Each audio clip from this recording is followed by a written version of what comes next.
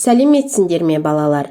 Бүгін дүниежүзі тарихы 6 сынып ұзақ мерзімді жоспар бөлімі сауда, қолөнер және әлемді игеру.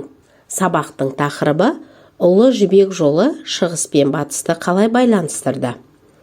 Сабақтың мақсаты орта ғасырлардағы халықаралық сауда мен саяхаттардың рөлін түсіндіру.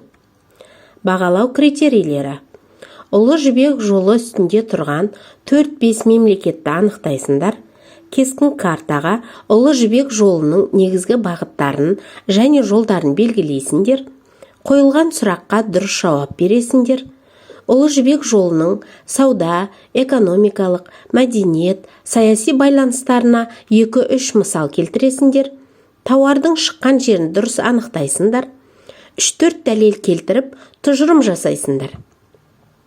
Ұлы жібек жолы Қытайдың Шинан деген жерінен басталып, Шинжан, орталық Азия арқылы таяу шығысқа баратын керуендік жол бағыты. Жібек Үндістанға сол кезде барған Синапатта Қытай жібегі деген сөз дәлелдейді. Біздің заманымыздан бұрын 1 ғасырдың ортасында ғана жібек жолы тұрақты дипломатиялық және сауда жолы ретінде пайдаланыла бастайды. Ал бәрі 138 жылы император Уди батыстың беймәлім елдеріне жіберген Чжан Цянға ерген елші керуені хан астанасынан шыққан кезде басталған еді.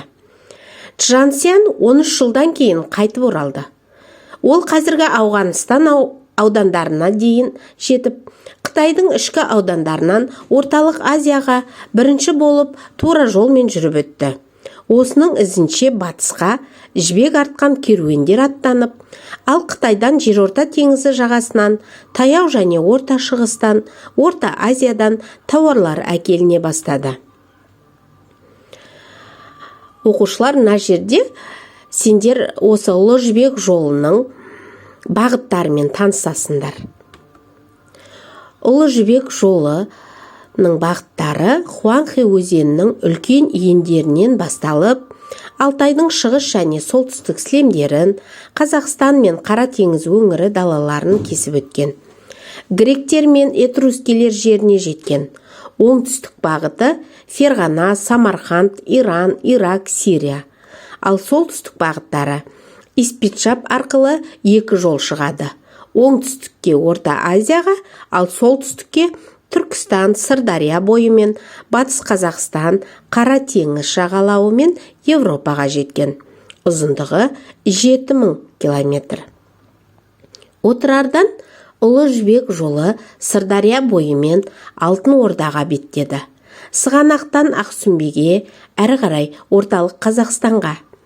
Византия мен Соғдыда, Жапония, Кавказда да жібек өндірілді. Сауда жасалатын негізгі зат жібек болып қала берді. Алтынмен бірге жібек халықаралық валютаға айналды. Ол патшалар мен елшілерге сыйға тартылды. Жалдамалы әскерге ақы және мемлекеттік қарыз ретінде төленді. Бірінші тапсырма. Тарих аялдамасы. Бірінші сұрақ. Неліктен сауда жолы ұлы жібек жолы деп аталған? Ең алғашқы рет жібек матасы қай жерде өндірілді? Екінші сұрақ. Ұлы жібек жолы қай уақытта пайда болды? Үшінші сұрақ. Ұлы жібек жолының пайда болуының 2-3 себептерін мәтіннен белгілеңіз. Мұны қандай мәліметтер айқындайды? Деректермен жұмыс жасау. Төртінші сұрақ. Ұлы жібек жолының маңыздылығы неде? 3-4 дәлел келтіріңіз. Екінші тапсырма. Сауда аялдамасы. Бірінші сұрақ. Халықаралық саудаға қандай тауарлар шығарылды? Екінші сұрақ. Ұлы жібек жолы үстінде орналасқан Шығыс және Орта Азия елдері қандай тауарлармен сауда жасады? Үшінші сұрақ. Қытайға қандай тауарлар тасымалдалды? Төртінші сұрақ. Ұлы жібек жолының шаруашылыққа және мәдениетке қандай ықпалын тигізді? 2-3 мысал келтіріңіздер. Үшінші тапсырма. География аялдамасы. Бірінші сұрақ. Қандай мемлекеттер саудаға араласты? Екінші сұрақ.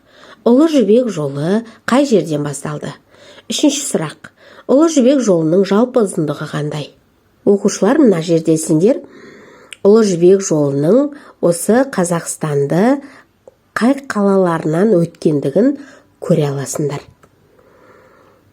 Үй тапсырмасы. Кескін картаға Ұлы жібек жолының бағыттарын түсіріңіздер. Қытайдан батысқа Жетісу мен оңтүстік Қазақстан арқылы өтетін жол ең маңызды бағыт.